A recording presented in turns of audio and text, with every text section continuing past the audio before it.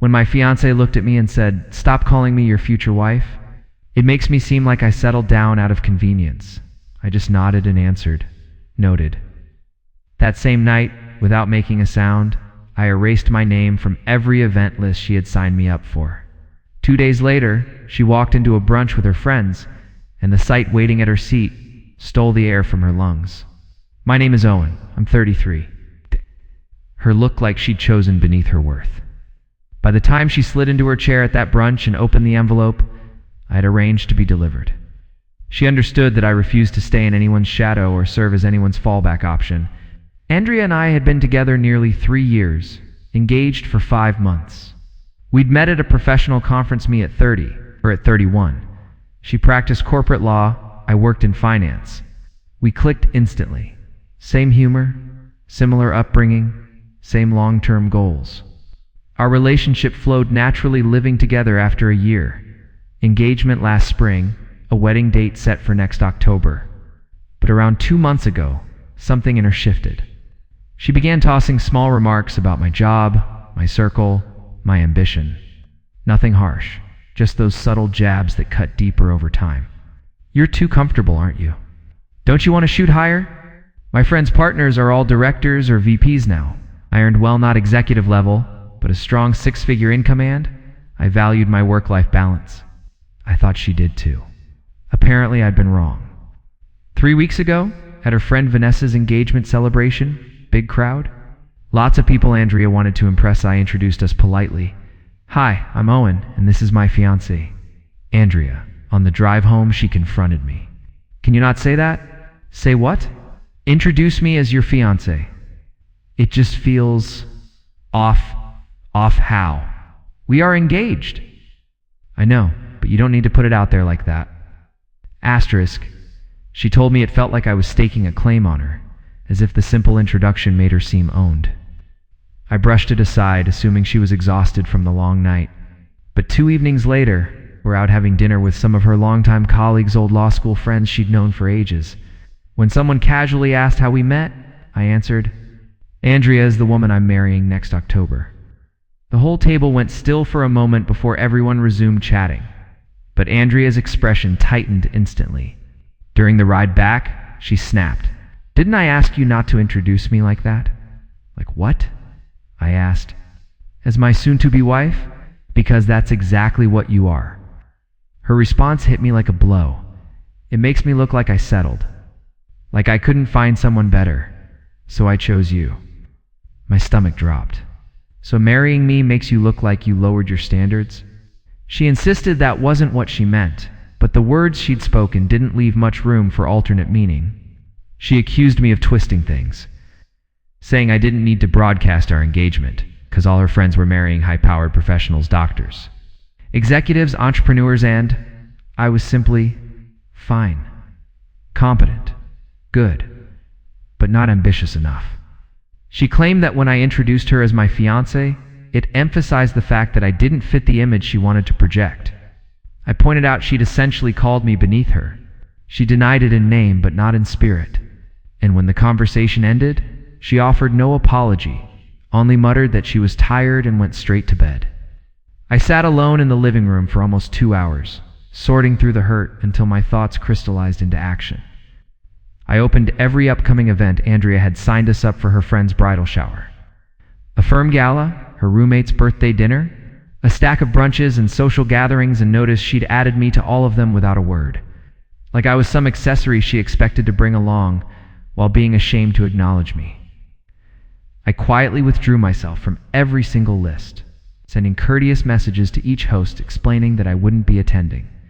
Many of them knew me personally from past events, so I kept the emails formal and respectful. And then I took an additional step. I reached out to Melissa, Andrea's closest friend, someone I'd always gotten along with. I'd asked if she could assist with something at the brunch Andrea had scheduled with her tight-knit group that coming weekend. Melissa hesitated until I explained exactly what Andrea had told me. After that, she didn't just agree, she insisted on helping. Asterisk by Friday morning. Andrea was pretending the night before had never happened, getting ready for work, chatting about wedding details, even asking if I'd confirmed our RSVP for Sarah's bridal shower. I told her I'd canceled mine. She spun around, confused, demanding to know why. And I told her plainly, since introducing me as your fiancé embarrasses you, I figured you'd prefer to show up alone. You know, avoid the whole settled narrative. She called me ridiculous. I told her I was simply honoring what she'd made clear. If being associated with me publicly bothered her, then she could attend her events solo. She accused me of acting immature, but I reminded her I was just responding to what she said. When she pushed, asking if I planned on skipping every outing she'd signed us up for, I told her I'd already removed myself from all of them the night before. She tried to say I couldn't do that. I told her I already had Dan, that if she was ashamed of being engaged to me, she shouldn't bring me anywhere. I left for work and she spent the day texting in waves, first furious, then defensive, then suddenly wanting to talk things through. I responded once, I heard you loud and clear. Enjoy brunch on Sunday. The next day, she switched to remorseful, blaming stress, and insisting she never meant to hurt me. She claimed she was proud to be marrying me. I asked her point blank if she was embarrassed to introduce me as her future husband. She said no. So I asked why she'd said I made her look like she'd settled. She had no real answers, excuses about context and poor wording. I told her the context was crystal clear. She didn't think I measured up to her friend's standards, and marrying me felt like a downgrade. She begged me to come to the brunch, saying we could show up together and move on, but I refused.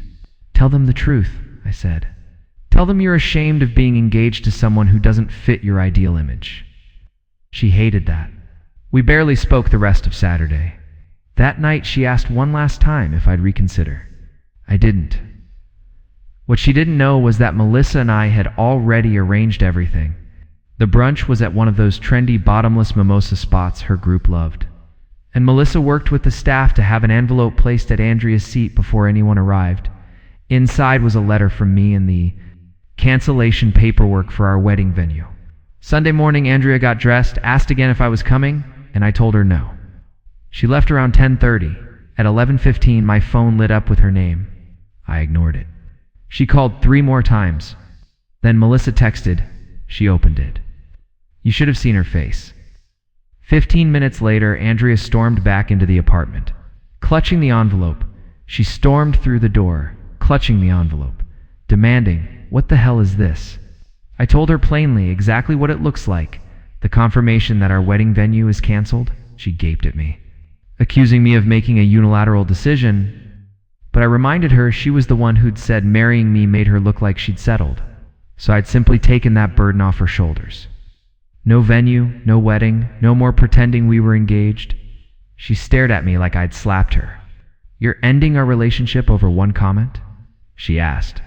But it hadn't been one comment, it had been months of subtle put-downs, constant comparisons, and little reminders that she wished I were more impressive, more ambitious, more like the men in her friends' lives. I told her I was done being anyone's consolation prize. She tried to deny it.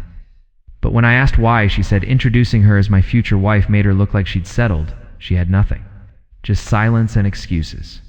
I pointed at the letter in her hand, the one where I spelled out everything. How small she'd made me feel. How tired I was of being treated like a downgrade. And how much I deserved someone who was proud to stand beside me. She tried to apologize, insisted she hadn't realized what she was doing. But I told her she hadn't realized because she wasn't thinking about me, just her image, her social ladder, and how I fit into it. She claimed that wasn't fair. I reminded her that what wasn't fair was spending 3 years with someone who thought being with me tarnished her status.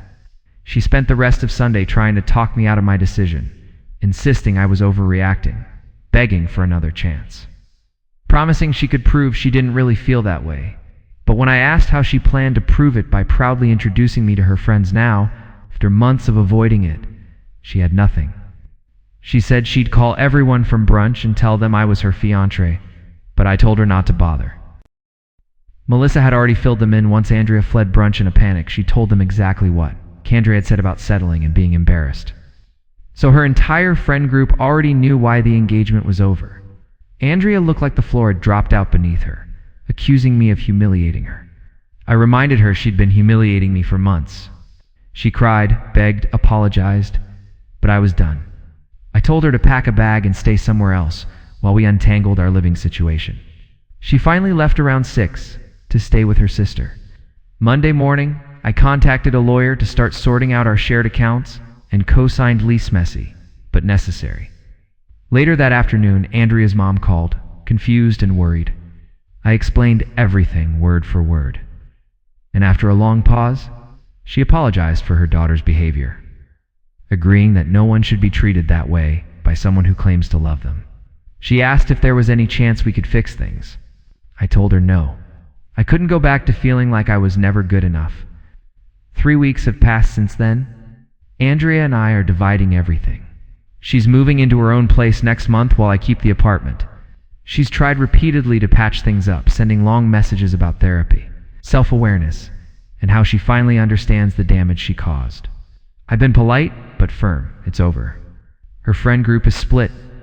Some think I should have given her time, but others, Melissa included, told me they'd noticed the way she talked down to me long before the breakup. Turns out it wasn't just in my head. We got about 60% of our venue deposit back, not ideal, but worth it to avoid marrying someone who viewed me as a downgrade. Andrea mailed me a letter last week. Asterisk, the letter she sent was long, messy, written in that rushed handwriting she used when she was overwhelmed.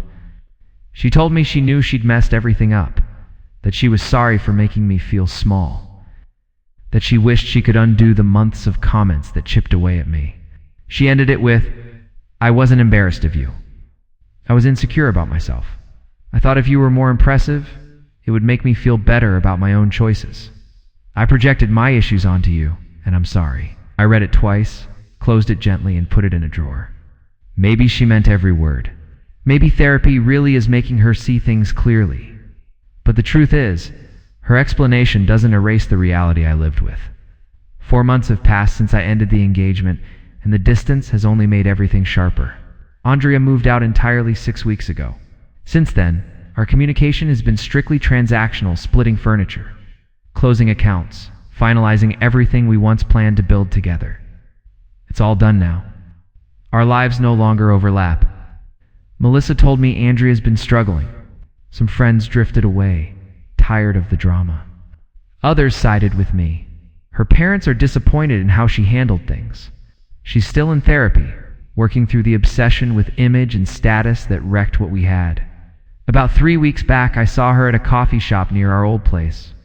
She was with someone, no idea if it was a date or a friend. She froze when she saw me. I gave a polite nod and kept walking. She texted later, "It was good to see you. You looked happy. I'm glad." I didn't reply, because I am happy. My life has expanded in the absence of that constant pressure to be more than myself. I've reconnected with friends I pushed aside, picked up rock climbing, started dating casually without the weight of expectation. The real shift, though, is internally no longer question whether I'm impressive enough or successful enough for someone else's standards. I'm content with who I am, and if that's not enough for someone, then they're simply not my person. My brother asked whether I ever think about reaching out to Andrea for closure. I told him I already had closure that day at brunch. She opened an envelope that spelled out exactly why I was done. That was the end of our story. Melissa told me that Andrea recently asked whether I was seeing anyone. Melissa shut it down instantly. That's not your business anymore. You had someone good, and you made him feel like he wasn't enough? Let him move on. And I appreciated that more than she knows. Looking back, the settled comment wasn't a slip-it, was a window into a mindset that had been there the entire time. The subtle digs about my career, the expectations, the social comparisons, it all came from the same place. She had an image of what her life should look like, and I didn't fit the mold. Instead of challenging the mold, she tried to reshape me. I'm grateful I saw the truth before vows, kids. Mortgage before years of chasing standards designed to keep moving. Some people think canceling the venue and delivering the letter at brunch was dramatic. I disagree. She needed to see that there are consequences for treating someone like a placeholder. She needed to know I wasn't willing to spend my life earning a respect she couldn't give freely. Would I change anything? Maybe I'd have had one more conversation. Maybe. But honestly, she had months to apologize. Months to notice the damage she was doing. Months to change. She didn't. She only cared once her comfort was disrupted. Now, I'm Owen, 33, single, living in an apartment that reflects me, not what someone else wanted me to be. I've learned that being alone beats being with someone who makes you feel like a downgrade. She thought I wasn't impressive enough for her world. Turns out she wasn't solid enough to be a partner in mine. People keep asking what the letter I gave her actually said. It was simple. I told her exactly how her comments had made me feel, listed the specific things she'd said, and made it absolutely clear that I was ending the engagement because I deserved someone proud to stand beside me. Yes, I lost money canceling the venue and the other arrangements. It was still cheaper than marrying someone who didn't respect me.